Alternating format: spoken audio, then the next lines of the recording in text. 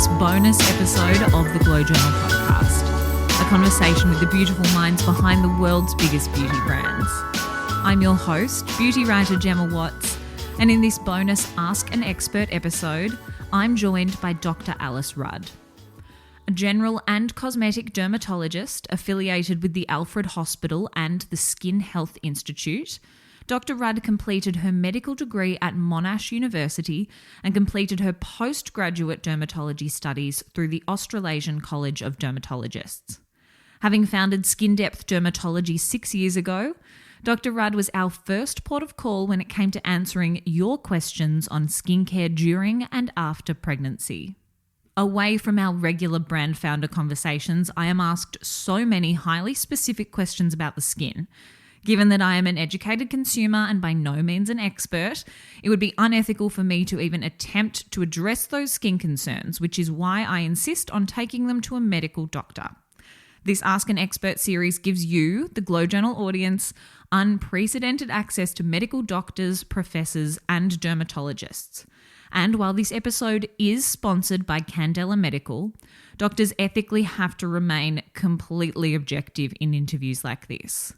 For this reason, this series is giving you, the listeners, completely unbiased expert answers to your most specific skin questions, questions that I cannot answer myself.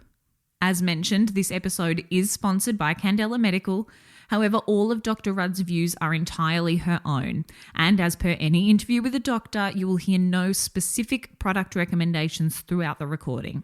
Only generalised advice allowing you to make your own informed decisions. This conversation was recorded remotely, so for those who would prefer to read the answers to their questions, I've made the entire episode transcript available on glowjournal.com. To find this transcript, simply visit glowjournal.com and search Candela Medical. In this episode, we've taken the questions you asked about pregnancy skincare to Dr. Rudd. From why so many women experience melasma or pregnancy mask during pregnancy, and the link between pregnancy and hormonal acne, through to which ingredients and treatments are best avoided during pregnancy, and whether or not there's a legitimate way to fade stretch marks.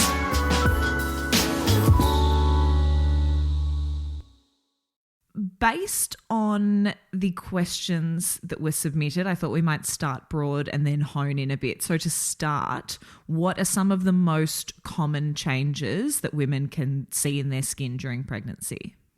I think the most common changes would be an increase in oil production leading to pimples and acne, particularly in the first and third trimesters. Pigmentation, the mask of pregnancy, as they call it, or medically as we call it, melasma. And that can be on the face, but also anywhere on the body, particularly on the tummy and even on other sites. A lot of women experience excessive hair growth or increased hair growth. And I guess the old favourite of stretch marks, predominantly on the belly, but also in other places. And there seems to be an overabundance of lumps and bumps and skin tags and warts and moles and red dots. So little growths, we'll call that. Pregnancy sounds great fun. So fun. What about during breastfeeding? Am I right in saying that those changes that we might see during pregnancy don't just disappear the second you give birth? Thankfully, some do. A lot of the little growths that are spurred on by the hormones of the pregnancy will settle. So I often would recommend to patients perhaps waiting to see if they do. But there are plenty that don't. So, for instance, the pigmentation often doesn't settle. The acne can settle, but often doesn't. But a lot of the growth type things will settle once the hormones have reduced down a little bit. One listener has asked, do your skin needs change with each trimester? Definitely. As I said, the hormones are most abundant or in high levels in the first trimester and in the final trimester. So that second trimester we start to feel good, the skin also starts to feel a bit better, but then it all deteriorates again. So certainly the first and third, and that was my experience. The second trimester I was pretty good, but at the start and the end seems to be when it's at its worst. I received messages from a number of women who aren't pregnant yet but are planning. One listener has asked, is there anything that I can do pre-pregnancy to prepare my skin for any changes? I certainly would get any acne or congestion under control, because what looks quite innocent on the skin at that stage can erupt when the hormones go nuts. So I would certainly get any of congestion and acne under control. Pigmentation, if you have existing pigmentation prior to pregnancy, it's a really good idea to get that under control with things that you can use safely when you're not pregnant. And I would always start with a sunscreen as you're trying to conceive, because you don't want to get any pigmentation that's more difficult to treat in pregnancy. On pigmentation, that was definitely the skin change that popped up the most when people were submitting questions. Why is it that so many women suffer from melasma when they're pregnant? It's probably to do, I don't think we 100% know the answer to that, but the two main factors are probably hormones, which we know contribute to pigmentation, much like many women get melasma on the contraceptive pill. Mm-hmm. Same, even when they're not pregnant. And also there's an increase in blood flow. We understand now that melasma has a vascular component, which is often why we treat it with the use of a vascular laser, for example. And we understand that in pregnancy, obviously, there's a higher blood flow to all areas of the body, and that probably also contributes to fueling the melasma. A listener has written in saying, I know that vitamin C is a great ingredient to fade pigmentation. Can I use vitamin C while I'm pregnant? Anyone who knows me would know that I don't like vitamin C that much because I don't think it's a great ingredient. And the main reason for that, Gemma, you probably know well, is that it is very unstable and most formulations aren't made that well, therefore don't actually do what they say they're going to do in the skin. So in theory, yes, vitamin C is a wonderful ingredient, but I couldn't always guarantee that every formulation would actually have an effect on the skin. Having said that, it's extremely safe in pregnancy, and I would definitely encourage its use if you found a formulation that would work. On that note, what ingredients must be avoided during pregnancy? It's a contentious issue, and people read different things in different places. The problem with pregnancy is nobody's done the clinical trials. Mm-hmm. Nobody has got together a group of pregnant women and said, you all try topical vitamin A, and you other 20 women, you don't try topical vitamin A, and let's see who looks younger and has less pimples at the end. Yeah. No one's going to stick their hand up, A, to be part of that trial, and no drug company or skincare company is going to perform that trial. So the answer to what's safe and what's not safe in pregnancy is people don't really know. But we go from first principles. We know that vitamin A, retinol, if given orally in pregnancy, potentially has what we call teratogenic effects, i.e. harmful effects on unborn babies. So we extrapolate that information and we say, right, well, we know orally we can't take it. Probably topically you shouldn't also use it. You would have to use it in gallons and gallons to get it absorbed to be a problem. But I guess the party line is we try to avoid definitely prescription grade retinol in pregnancy and high strengths of salicylic acid, which are also thought to be teratogenic or have effects on unborn babies. So they're the definite no-nos. I was going to ask if there are any ingredients that fall into a bit of a grey area, but I guess there's a lot because who's going to trial them? Yeah, all of them fall into the grey area. Another listener has asked, is chemical sunscreen safe during pregnancy? I've heard it might not be. That's also contentious. We know that chemical sunscreens are what we call endocrine disruptors. So I suspect the listener is referring to that, where the overuse of chemical sunscreen that is absorbed into the skin and therefore potentially into the circulation can actually disrupt hormones. And this is actually more of a problem in the preconception phase. So if you're trying to get pregnant, particularly if you're doing IVF, etc., then it is thought you should try to avoid chemical sunscreens if you can. But the actual evidence in pregnancy is very slight, if any. And therefore, once you are pregnant, an endocrine disruptor is probably not going to be that much of an issue. And the pigmentation is likely to be an issue. So I would suggest using any sunscreen, and there's no evidence to suggest that chemical sunscreens are unsafe. Well, back to pigmentation and melasma, a few listeners have asked about laser treatments. One of them has asked, is laser the best course of action for my pregnancy mask? And if so, do I need to wait until I finish breastfeeding? big no. Mm-hmm. Big no. So melasma, whether you're pregnant or you're not pregnant or you're breastfeeding, is usually not treated with laser. Mm-hmm. And the reason for this is that the laser generally heats the skin, excites the melanocytes, and increases pigmentation very often. So most dermatologists would agree that laser is not the gold standard for melasma. The best thing you can do for melasma in pregnancy is keep it out of the sun. Mm-hmm. So using a sunscreen every single day and reapplying, particularly if you're pregnant over summer. And laser, as I said earlier in the piece, can be used, but in very well-controlled melasma that has been controlled usually with a prescription hydroquinone. It's safe possibly then to do laser. Skincare, chemical peels are all much better options for treating melasma, and I would be comfortable, depending on the chemical peel, to do that in pregnancy. Great. Pre-pregnancy, is there anything that women can add into their skincare routine or treatments that they can start getting to help prevent pregnancy mask melasma? I'm assuming sunscreen is the number one. Yes, you'll hear me say that a lot, but definitely always sunscreen. The best pigment blockers, or tyrosinase inhibitors as we call them, so tyrosinase being the enzyme that creates pigmentation, if you can block the creation, that's really helpful. So there are well-known ingredients like niacinamide, vitamin B3, that are really helpful for that. Hydroxy acids can help a little bit, and lactic acid would be safe in that pre-pregnancy stage. Retinol, if you use a very mild one, it's controversial as to whether you can use it when you're not pregnant and you're trying to get pregnant. I'm comfortable with people using a very low dose when they're not pregnant, and you could use that, but you'd have to stop as soon as you knew you were pregnant.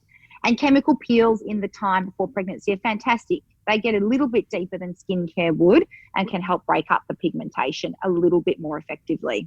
You mentioned this at the beginning, but hormonal acne was another skin concern that a lot of women wrote in about. One listener asks, what can I use to treat hormonal acne while I'm pregnant? Are there any clinical treatments that I can get, or do I need to wait until after I've given birth? It really depends on the type of acne that you have. So if you have pustular sort of acne, then it's very safe to use topical antibiotics that you'd need a prescription for and gentle spot treatments. But if you had what I had, which was really sort of almost cystic but under the skin congested acne on my face, my neck, my chest, my back, in places I never had it before. Oh, how fun. Then yeah, delightful. I needed to get extractions literally every 2 weeks. That was the only way to keep on top of my breakouts. Once I had the extractions of the congestion, that stopped the breakouts. And then I would have spot treatment with safe alpha hydroxy type acids. I imagine that there will be a bit of an overlap between this answer and the last, but another listener has asked, she says, please help. My acne is so bad on my jaw, my hairline, my cheeks, as well as my back and chest. I'm 14 weeks pregnant. What can I do? I hear you.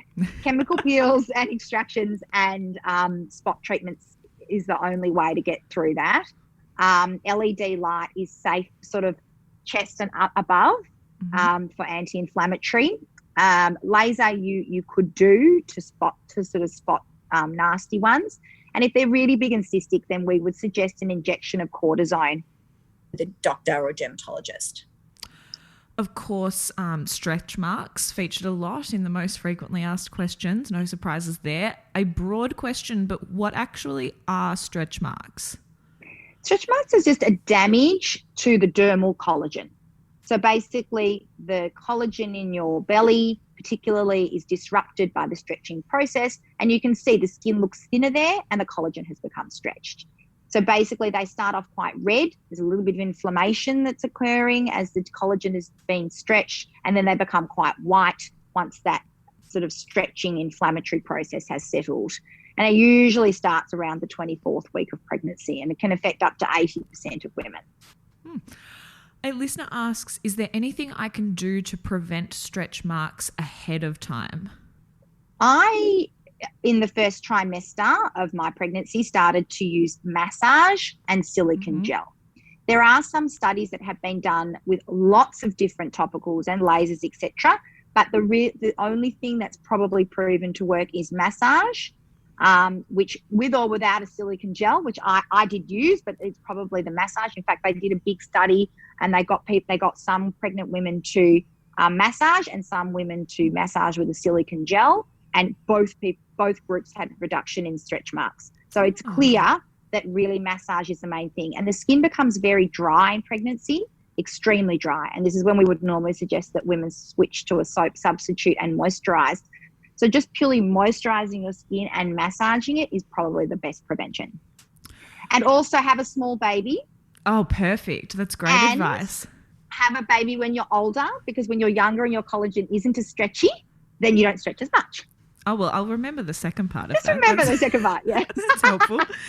There will be another overlap here, but it's kind of comforting, I think, that a lot of the same questions popped up. A listener has asked, can topical products really help with stretch marks, or do I need to wait until it's safe for me to have laser?